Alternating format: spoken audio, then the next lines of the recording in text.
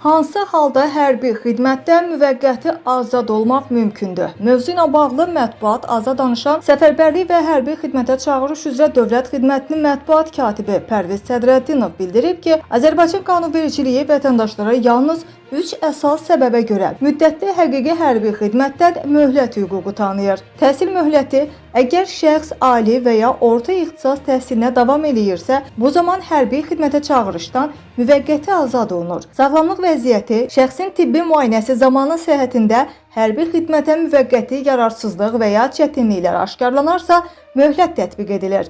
Bu qərar hərbi həkim komissiyasının rəyinə əsasən verilir. Ailə vəziyyətinə gəlincə, əgər vətəndaş ailədə yeganə baxıcıdırsa və ya ailə vəziyyəti ilə əlaqədar hərbi xidmətə getməsi real deyil. Məsələn, ailədə ağır xəstə, əlil və ya himayəsində az yaşlı varsa, bu halda da qanunla nəzərdə tutulan müvəqqəti möhlət hüququ verilmiş olur deyə Pərviz Sədrəddinov açıqlamasında bildirib.